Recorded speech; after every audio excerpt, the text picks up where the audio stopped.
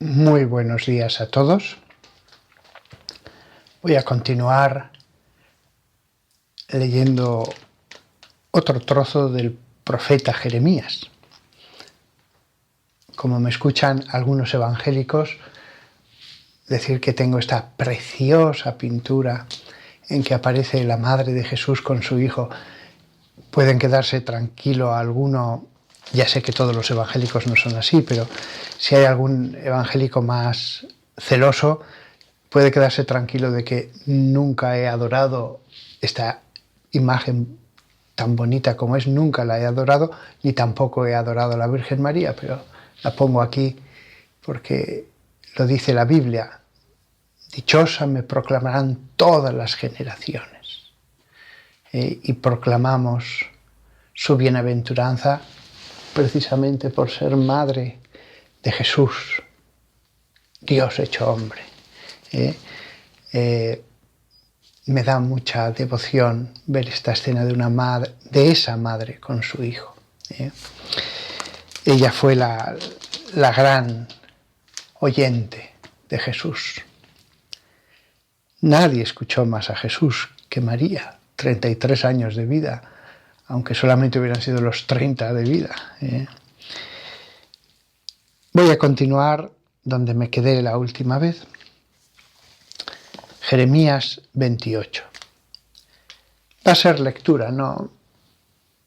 Lo que quiero es leer en voz alta, que se escuche la palabra de Dios.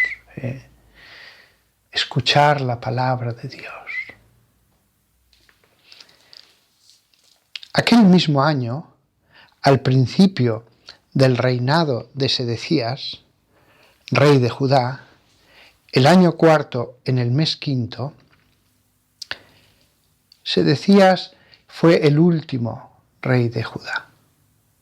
Después de él ya se interrumpe la sucesión de reyes en el trono, pues Nabucodonosor II vuelve a invadir el reino y esta vez destruye el templo y la ciudad. Aquel mismo año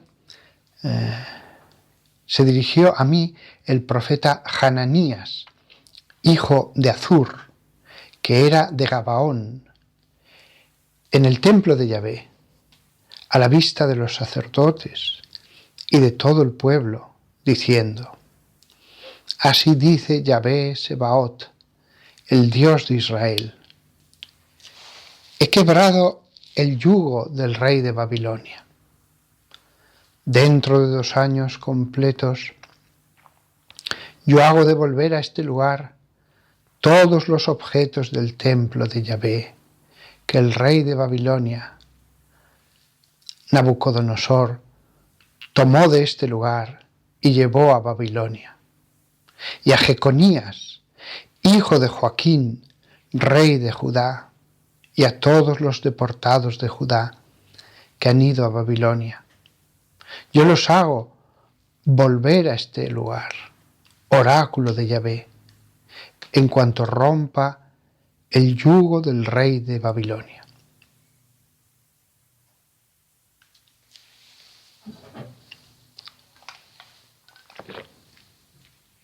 Dijo el profeta Jeremías al profeta Hananías, a vista de los sacerdotes y de todo el pueblo, que estaban parados en el templo de Yahvé. Dijo pues el profeta Jeremías: Amén, así haga Yahvé, confirme Yahvé las palabras que has profetizado, devolviendo de Babilonia a este lugar los objetos del templo de Yahvé y a todos los deportados. Pero oye ahora esta palabra que pronuncio a oídos tuyos y de todo el pueblo. Profetas hubo antes de mí y de ti desde siempre, que profetizaron a muchos países y a grandes reinos la guerra, el mal y la peste. Si un profeta profetiza la paz, cuando se cumpla la palabra del profeta, se reconocerá que le había enviado Yahvé de verdad. Entonces tomó el profeta Hananías el yugo de sobre la cerviz del profeta Jeremías y lo rompió. Y habló Hananías delante de todo el pueblo.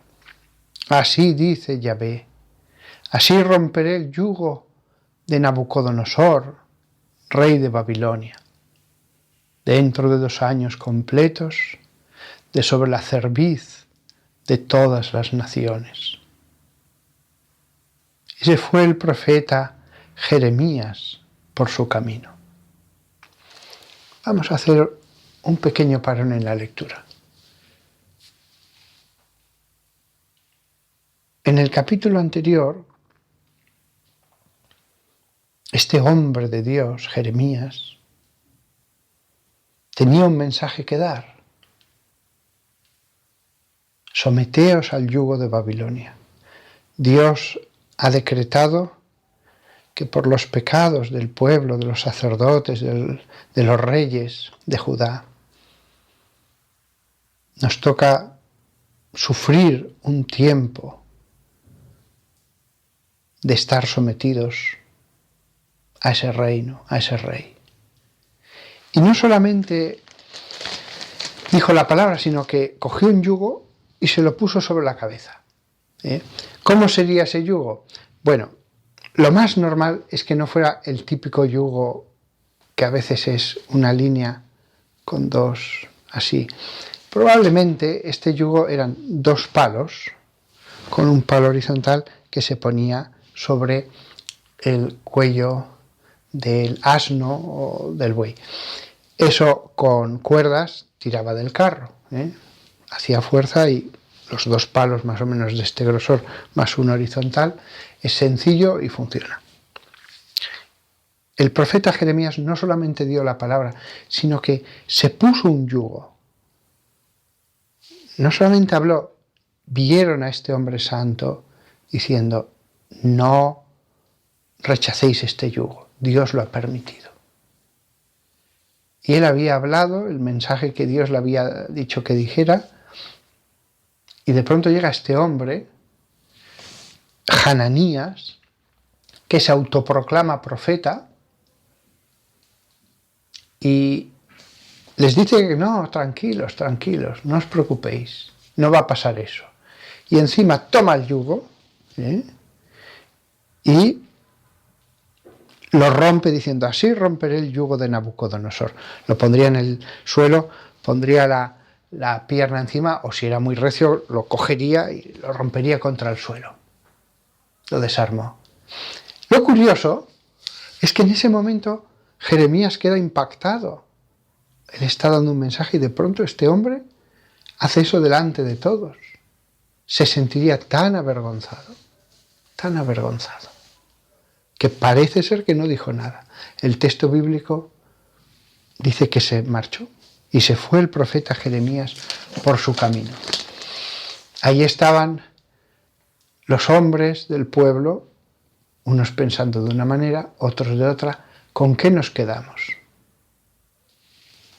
Entonces dirigió Yahvé la palabra a Jeremías en estos términos.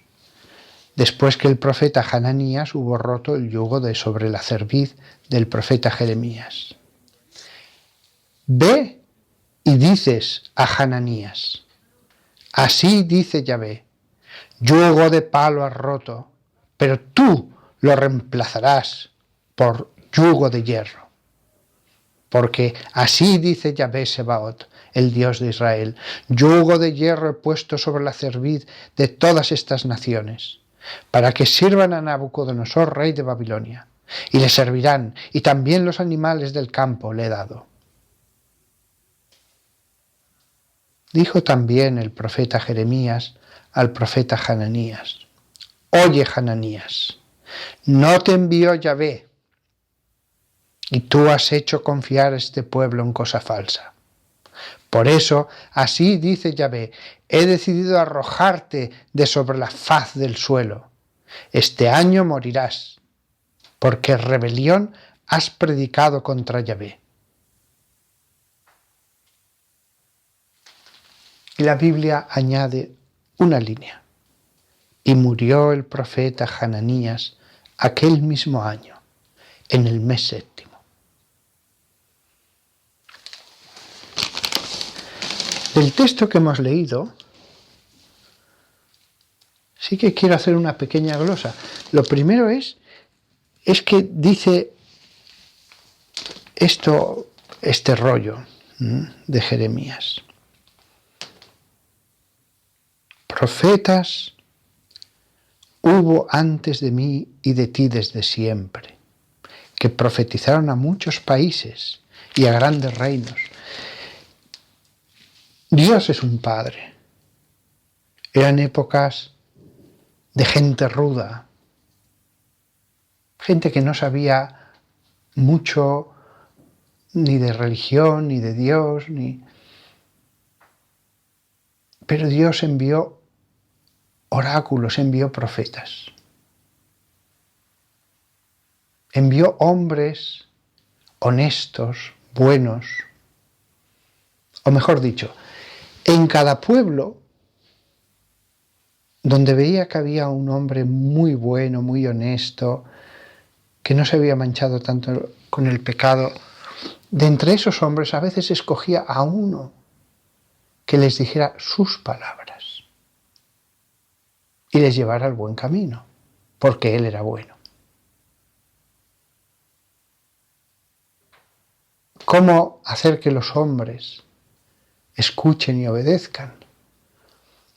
Porque ese hombre era un profeta, porque le decía cosas del futuro.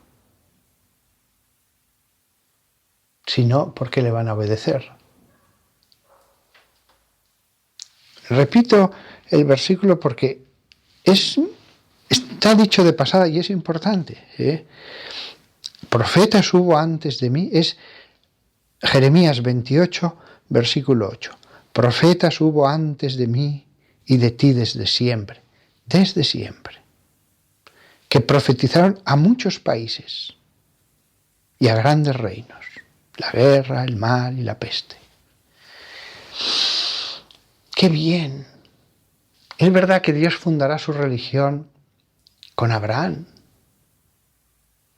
y la irá completando en tiempos de Moisés, el Levítico, el Deuteronomio. Pero también los otros pueblos, sin tener Levítico, sin tener la experiencia del Éxodo, tuvieron voces que les hablaron.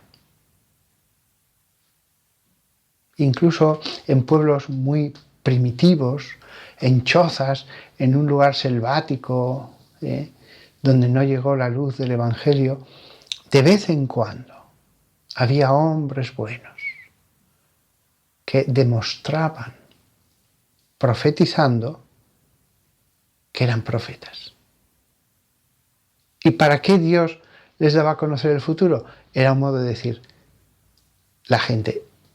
a la gente, escuchadle. Yo no doy este don de ser mi profeta a cualquiera, yo escojo a quien va a hacer esta misión. Unos serían mayores profetas, otros menores. Unos, claro, dependiendo de cómo fueran. Dios puede escoger a quien quiera, pero lo lógico es no escoger a alguien indigno, a un instrumento inadecuado para ser profeta. Lo lógico es, dado que escoge Dios, y Dios escoge bien, el vaso que va a contener las palabras de Dios, Padre, hacia ese pueblo, pueden ser unos nativos del centro de África, puede ser una tribu de una isla en el Pacífico, escoger a alguien adecuado, que fuera fiel al dar el mensaje y que pudiera emplear ese prestigio en llevarles por el buen camino. La gente le iría a consultar, ¿qué hago? Tengo este problema, y él le daría buenos consejos. Siempre cuando hablamos de la religión, claro, pensamos en los judíos, pensamos en Moisés, Abraham, el culto en el templo. ¿Y Dios desasistió a todos los demás hijos suyos? No. aun sin crear una religión, a todos esos hijos suyos les dio una luz en mitad de la oscuridad. Esto mismo lo dice San Pablo en la carta a los Hebreos. De muchas maneras y de muchos modos habló Dios a los hombres. Dios a todo el mundo le guía porque ama a todos. Incluso antes de que apareciera el bautismo, antes de las palabras de Jesús, esas personas no estaban destinadas a la condenación, ni mucho menos. La vida era para ellos una prueba y después de la redención, pues, podrían recibir según sus obras. Se les juzgaría con benignidad. Bien. Y aquí viene que el profeta falso, pues Hananías rompe el yugo, Jeremías se marcha, pero vuelve otra vez al lugar. Y delante de todos les dice: ¿habéis roto esto? Pues un yugo de hierro vais a tener, indestructible. Y al profeta Hananías le profetiza: he decidido arrojarte sobre la faz del suelo. Por eso así dice Yahvé: he decidido arrojarte de sobre la faz del suelo. Estás sobre la tierra, pero estás haciendo mal. Yo no te he enviado. Te voy a quitar de sobre la faz del mundo. Este año morirás, porque rebelión has predicado contra Yahvé.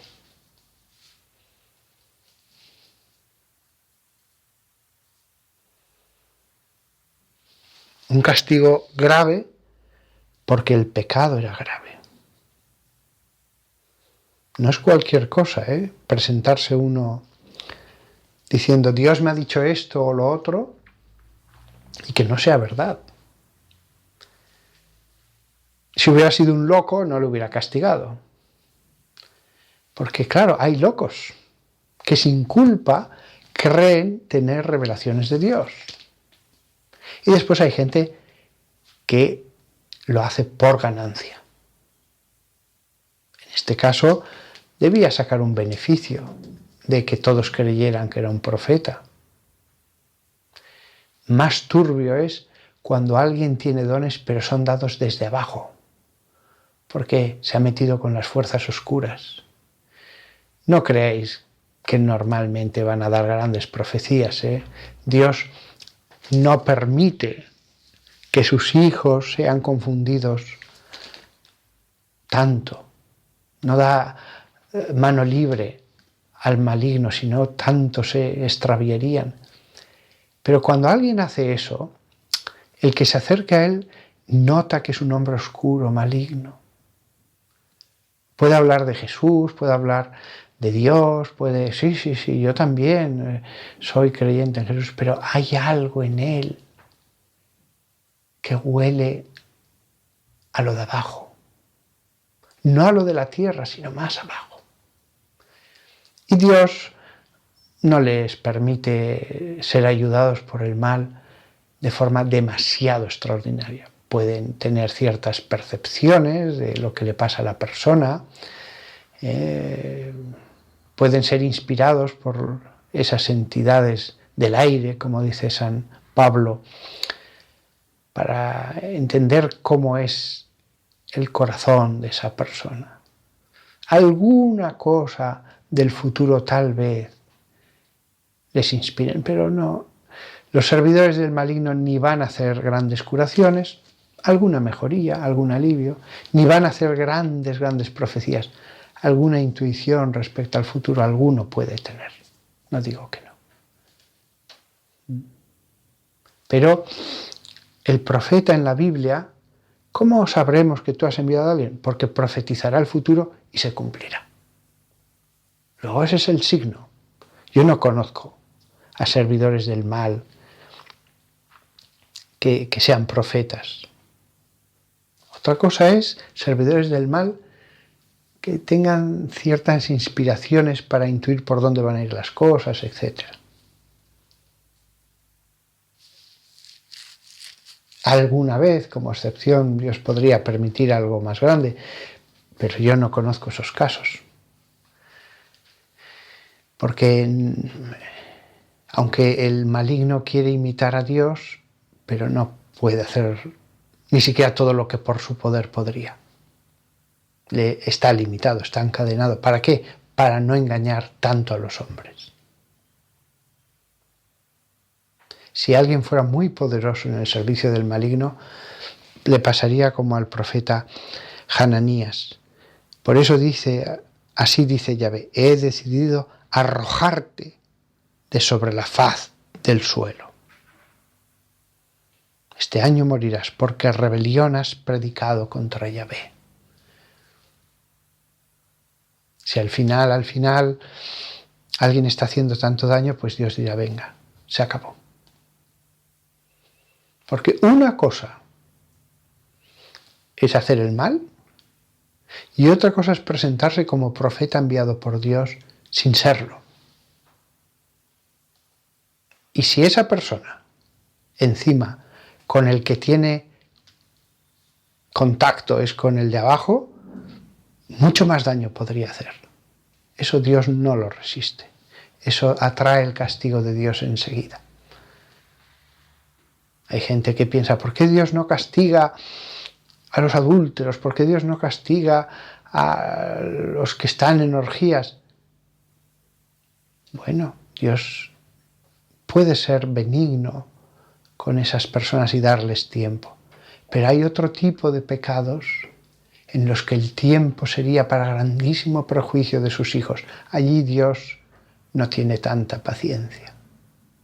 Por eso no encontramos esta figura del profeta poderoso del maligno, no la encontramos.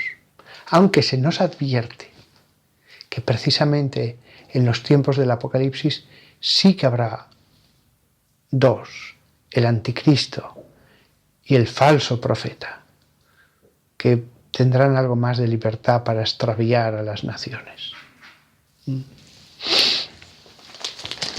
El castigo de Dios. Y después, este pasaje del capítulo 28 también me lleva a pensar entre las disputas entre distintas facciones dentro del cristianismo. Es totalmente distinto de esto, porque este se presentaba como profeta sin haberlo sido. O sea, una cosa es que entre los que creemos en Jesús, de buena fe haya disensiones, y otra cosa es esto, me ha enviado Dios, soy un oráculo de Dios. Él dijo oráculo de Yahvé, y no era así. Pero lo que hemos visto en este capítulo también vale para nuestras disensiones. Mientras sean de buena fe, mientras lo que busquemos sea lo que Dios quiera, lo mismo que Dios actúa aquí para castigar, también actúa entre cristianos para que la verdad se promueva, triunfe, prevalezca. También actúa, no está de brazos cruzados. Podemos hablar, discutir, dialogar, parlamentar, y Dios actuará. Si actúa para castigar, mucho más está deseando actuar para iluminar, para bendecir, para ayudarnos. Pero lo que tenemos que esforzarnos es en buscar lo que Dios quiere, en buscar la verdad de Dios, no mi verdad. No defender a toda costa mis ideas como si fuera una fortaleza. La verdad. Vamos a seguir leyendo un poquito más. Capítulo 29. Este es el tenor de la carta que envió el profeta Jeremías desde Jerusalén al resto de los ancianos de la deportación, a los sacerdotes, profetas y pueblo en general, que había deportado Nabucodonosor desde Jerusalén a Babilonia. Habla de profetas. Ellos tenían allí en Babilonia a Ezequiel y a Daniel, dos grandes profetas. También había ancianos, personas que tenían peso en la comunidad.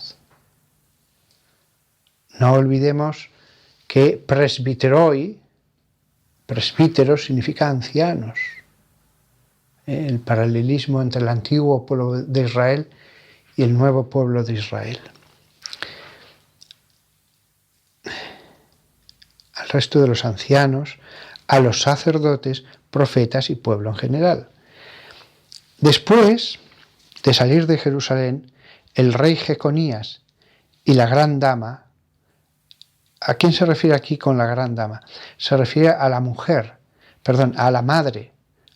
de Jeconías. La madre de Jeconías tuvo una importancia tremenda. Las madres de los reyes no son mencionadas en el libro de Crónicas ni en el de Reyes. Sin embargo, la madre de Jeconías, el penúltimo rey de Judá, y Sedecías, el último, tuvieron mucha importancia porque los dos llegaron al trono muy jóvenes. Y además, la reina madre de Jeconías, esta había sido esposa de su padre y tuvo ya mucho peso durante ese reinado. Los eunucos, aquí probablemente la palabra eunuco designa un cargo. No consta que nunca jamás hubiera verdaderos eunucos en la corte de Israel. ¿Por qué? Porque no había harén. Pero ya la palabra eunuco era un cargo en las cortes de Oriente. Los jefes de Judá y Jerusalén, los herreros y los cerrajeros, se los habían llevado a todos a Babilonia. ¿Para qué? Para que no hicieran armas. Y para que sí que trabajaran en la metalurgia, pero para los caldeos.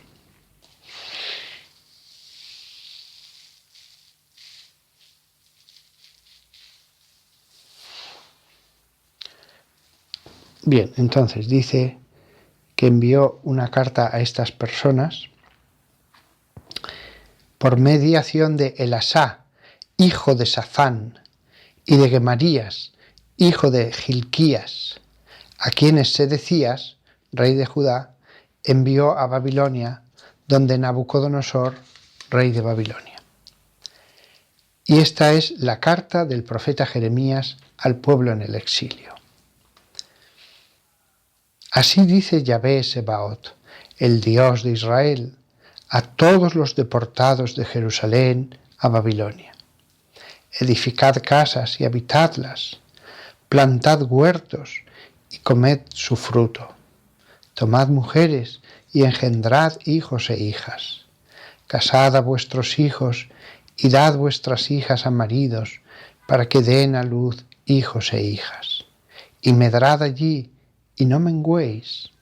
Procurad el bien de la ciudad a donde os he deportado, y orad por ella, Yahvé, porque su bien será el vuestro. Así dice Yahvé Sebaot, el Dios de Israel. Fijaos qué interesante. Eso lo podemos aplicar a nosotros. También a veces los que creemos en Jesús sentimos que esta sociedad del siglo XXI es como una nueva Babilonia. Y sin embargo, Dios nos diría lo mismo: buscad el bien de esa sociedad, orad por esa sociedad, por sus gobernantes, orad porque le vaya bien. Hay algunos creyentes en Jesús que, viendo el alejamiento de Dios de la sociedad, podemos sentir tentación de odio a los gobernantes. Pero esto lo veo muchas veces, cómo hablan de tal o cual presidente de la nación. Bueno, será bueno o malo, regular o pésimo. Vale, ahora es el que gobierna, no odies. No estés siempre hablando mal, criticando, siempre te hierve la sangre. No, tranquilo, tranquilo. Es el príncipe de tu pueblo. Ya vendrán elecciones dentro de 4 o 5 años. Hasta entonces no estés siempre que lo veas en la televisión en tensión. Lo mismo vale de la sociedad. A veces, siempre entre los creyentes, la misma conversación repetida 1000 veces. Repetida con exceso, qué mal está todo, qué mal, todo, todo. Vale, ya lo sabemos. Fijémonos en lo positivo. No estemos siempre dando vueltas a lo negativo.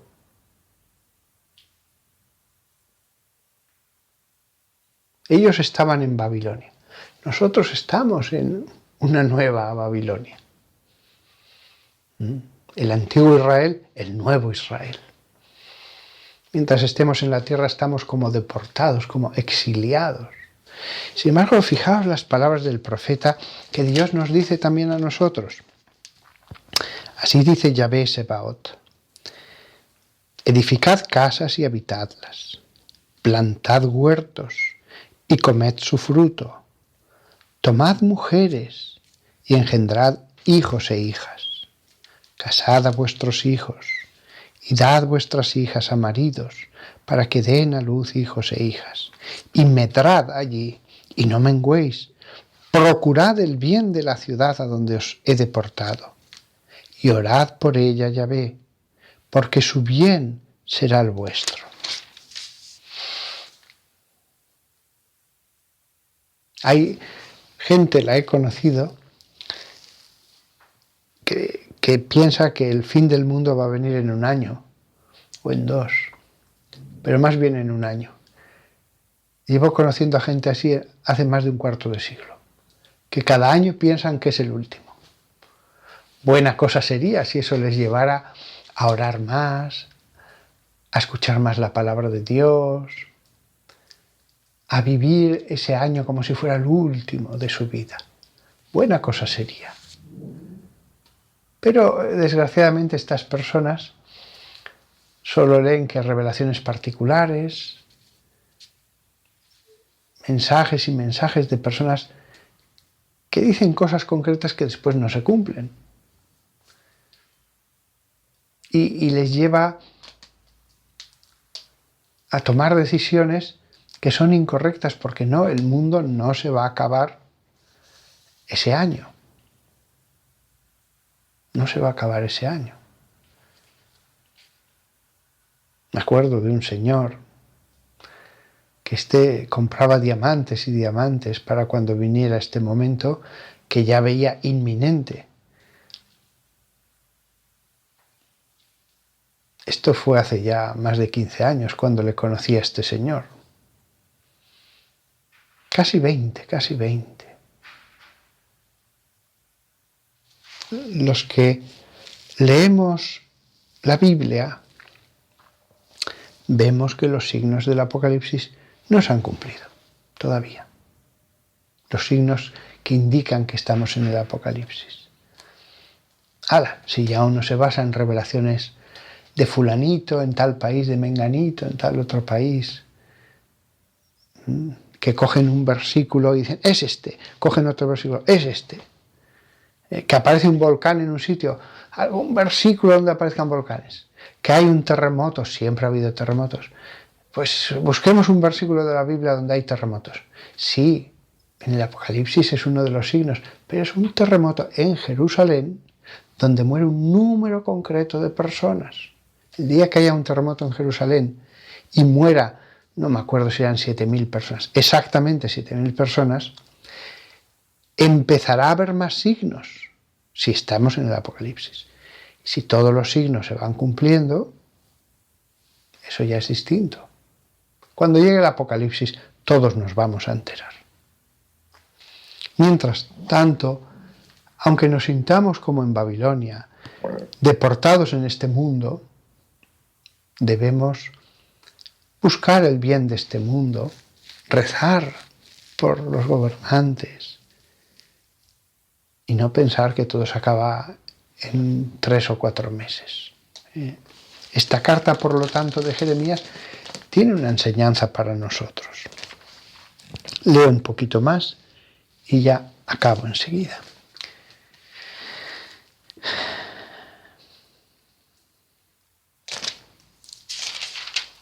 Así dice Yahvé Sebaot en la misma carta de Jeremías a los exiliados. No faltaban todavía 600 años para que naciera el Mesías. No os embauquen los profetas que hay entre vosotros, ni vuestros adivinos, y no hagáis caso de vuestros soñadores que sueñan por cuenta propia, porque falsamente os profetizan en mi nombre. Yo no los he enviado, oráculo de Yahvé. Fijaos que he estado hablando de los mensajes y mensajes que pululan por la red, etc. En el fondo aquí este problema ya existía entonces, ya existía. Yo no los he enviado. Continúo. Pues así dice Yahvé, al filo de cumplirse la Babilonia 70 años, yo os visitaré y confirmaré sobre vosotros mi favorable promesa de volveros a este lugar. Que bien me sé los pensamientos que pienso sobre vosotros, oráculo de Yahvé, pensamientos de paz y no de desgracia, de daros un porvenir de esperanza. Me invocaréis y vendréis a rogarme, y yo os escucharé. Me buscaréis y me encontraréis cuando me solicitéis de todo corazón. Me dejaré encontrar de vosotros, oráculo de Yahvé. Devolveré vuestros cautivos. Os recogeré de todas las naciones y lugares a donde os arrojé, oráculo de Yahvé. Y os haré tornar al sitio de donde os hice ir desterrados.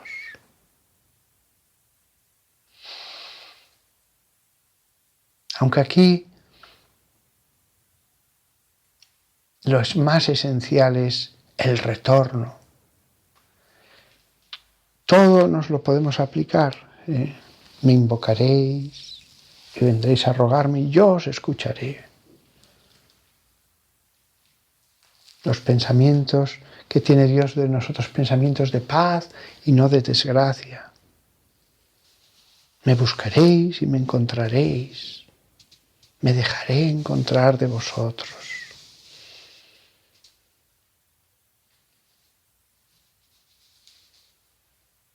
Incluso podemos vivir este retorno de Babilonia como un viaje interior.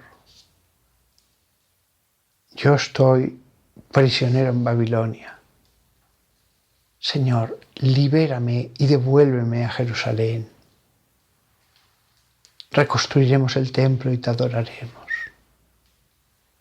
Esta realidad histórica que sucedió me la puedo aplicar espiritualmente. No estoy yo con un yugo de hierro en Babilonia. Dicho de otro modo, yo, cristiano, seguidor de Jesús, no tengo yugos de vicios, de pecado, en mitad de una sociedad babilónica, alejada de Dios, idólatra. Sí, muchos pueden decir sí, no todos, los hay santos, pero muchos sí. Hay que ansiar el retorno al templo, a la Jerusalén de los Salmos, ya no a una ciudad material, sino como símbolo de una realidad espiritual. Ya no es un templo material en Jerusalén. El templo ahora es Cristo.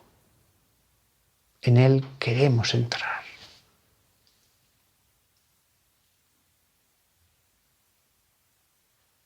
Leído así todo el rollo de Jeremías, desde el Nuevo Testamento, tiene una enseñanza tan profunda. Tenemos que retornar, tenemos que retornar. Alguien podría decir, pero eso no sucedió al salir de Egipto. Podemos ver en nuestra historia personal la salida de Egipto como nuestra conversión. Y después caímos en la infidelidad. Pero después de un tiempo de alejamiento, le pedimos al Señor que nos devuelva. No es una repetición sin más de lo de Egipto, no. Es la enseñanza de que incluso después de la conversión, si viene la infidelidad, cabe el retorno a Jerusalén. Pensamientos de paz y no de aflicción. Yo os escucharé, me encontraréis. La enseñanza de la Biblia no solamente es la liberación de Egipto, también la liberación de Babilonia. Y alguien dirá, pero solo tenemos una oportunidad. No. Hubo que volver a liberar a Israel en la época de los macabeos.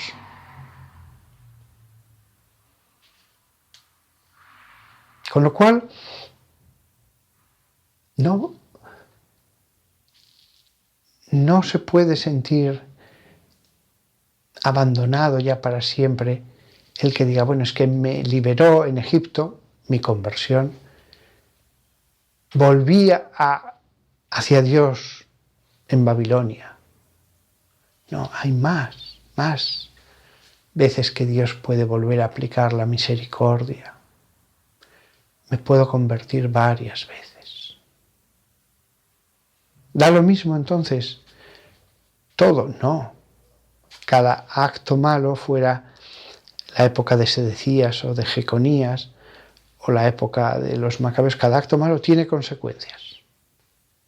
Pero si de verdad tenemos esa voluntad de volver al camino de los mandamientos del Señor, el Señor está deseando perdonar.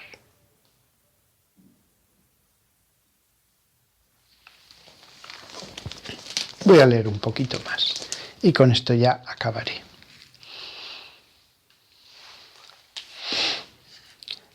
En cuanto a eso, versículo 15 de Jeremías 29. En cuanto a eso que decís, nos ha suscitado Yahvé profetas en Babilonia. Así dice Yahvé del rey que se sienta sobre el solio en Babilonia. Así dice Yahvé del rey que se sienta sobre el solio de David y de todo el pueblo que se asienta en esta ciudad. Los hermanos vuestros que no salieron con vosotros al destierro. Así dice Yahvé Sabaoth. Voy a soltar contra ellos la espada, el hambre y la peste, y los pondré como aquellos higos reventados, tan malos que no se podían comer. Los perseguiré con la espada, el hambre y la peste, y los convertiré en espantajo para todos los reinos de la tierra. Maldición, pasmo, rechifla y oprobio entre todas las naciones a donde los arrojé. Por cuanto que no oyeron las palabras, oráculo de Yahvé, que les envié por mis siervos los profetas asiduamente, pero no oísteis, oráculo de Yahvé. Vosotros, pues, oíd la palabra de Yahvé, todos los deportados que envié de Jerusalén a Babilonia. La acusación de, es que ahora no tenemos profetas. Claro que los tenían. Tenían a Ezequiel, tenían a Daniel, pero ellos decían, necesitamos. Pues tenéis, escuchadles. Pero también Va a haber castigo contra los que no salieron con vosotros al destierro. Y el castigo va a ser grande. ¿Por qué? Porque les envié por mis siervos los profetas asiduamente, por cuanto que no oyeron las palabras que les envié por mis siervos los profetas, pero no oísteis. No oísteis.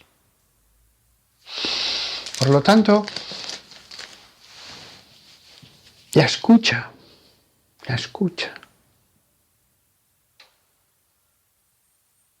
A veces diríamos, me encantaría tener un profeta y escuchar directamente los oráculos de Dios.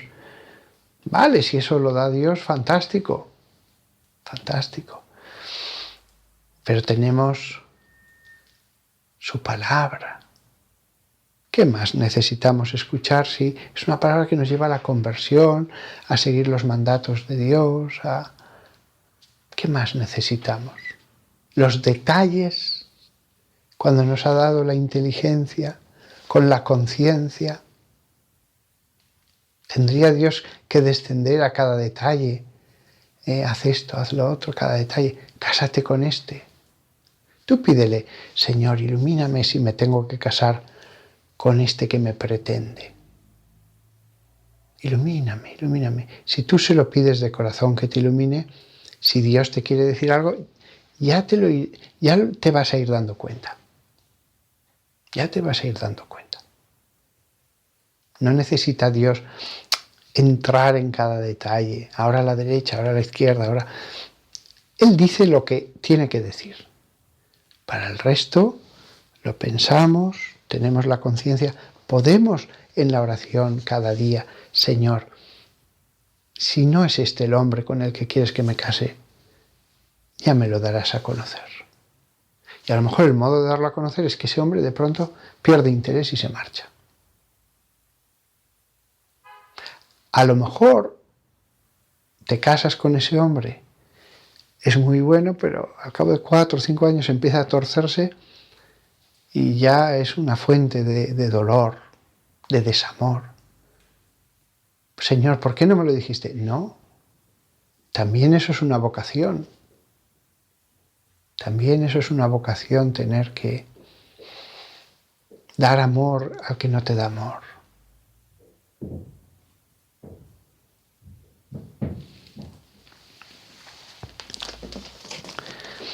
Versículo 21.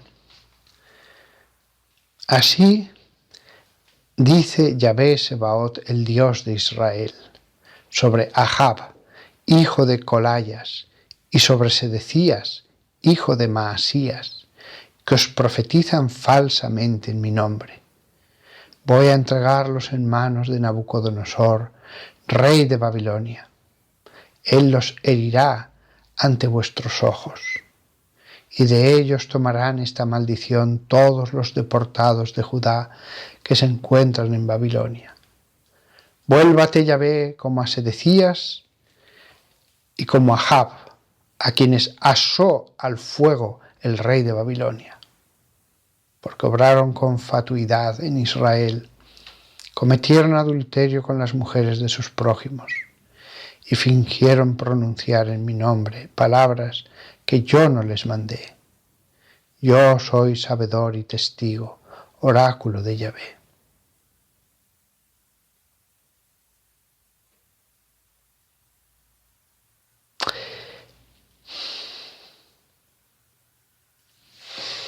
Aquí, de nuevo, lo que me venía a la mente al leer esto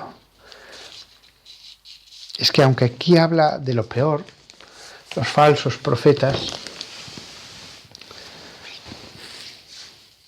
pero también aquí hay una enseñanza respecto a la doctrina, los cristianos. Debemos tomarnos muy en serio el que la doctrina que salga de nuestra boca sea totalmente pura, santa, perfecta. No nos vamos a proclamar como profetas, pero sí que hablamos nosotros, los sacerdotes o los pastores evangélicos, a los rebaños. Hay que, escuchando esto de los falsos profetas y los castigos, tenemos que tomárnoslo en serio. Ni nuestro pecado va a ser tan grave, ni el castigo va a ser tan grave, pero hay que tomarse en serio de que las palabras sean las de Dios, la voluntad de Dios, lo que Dios quiere. Porque la palabra de Dios es una, pero al aplicarla al siglo XXI o a este matrimonio o a esta duda moral, allí nos podemos equivocar, en lo moral o en lo teológico. Hay que ser humildes. Hay que ser humildes. Esos falsos profetas, la soberbia pudo con ellos. Pero también el que predica la doctrina de Dios, la soberbia, nos puede poner poder. Podemos ser vencidos o al menos impurificados. Tenemos que tomarnos muy en serio cuando hablamos a los demás, que son palabras que las escuchan por ser quienes somos con esa función en la comunidad.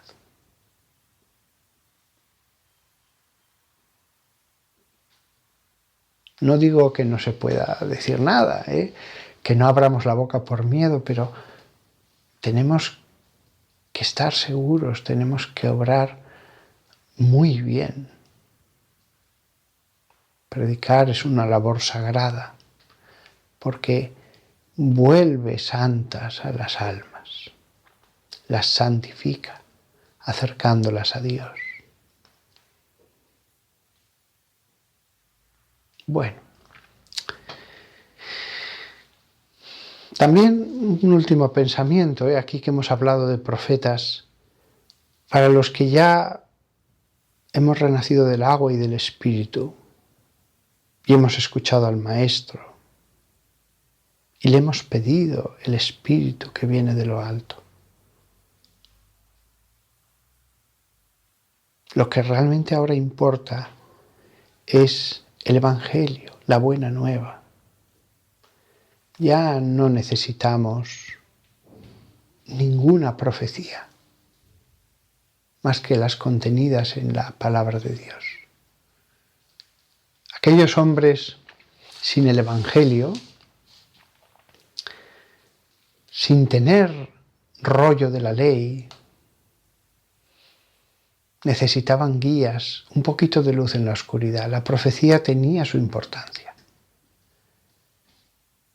Pero para los seguidores de Jesús, los discípulos de Jesús, fijaos que Jesús no hace muchas profecías en el Evangelio. Él era profeta, algunas hace, y seguro que en vivo hizo muchas, aunque no quedaran escritas cuando le consultaban, etc.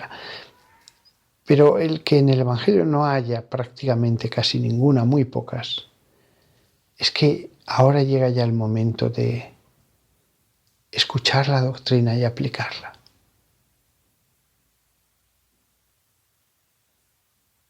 No es lo mismo hace 3000 años en un pueblo de Australia, que el hombre considerado más bueno de entre todos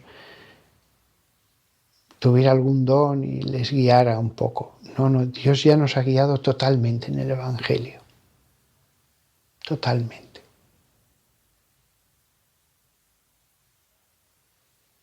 Tened cuidado con esa ambición de lo extraordinario. Las revelaciones privadas, mensajes, porque pueden, manteniendo el mismo Evangelio, pero induciros al error. Y lo peor además es que cuando se descubre, muchas de esas personas dicen, entonces todo era mentira, también el Evangelio. Tú lo has mezclado con el Evangelio, es culpa tuya, pero la respuesta encima, después del propio error, es todo es falso. También hay personas que se han alejado de Jesucristo por estos propios errores de caminar en el camino de supuestos visionarios. Y después cuando lo dejan todo. La palabra de Dios es solo la Biblia. El resto son comentarios, glosas, tratados muy buenos a veces, muy buenos, que Dios ha ayudado a esas personas. Pero solo la palabra de Dios es palabra de Dios.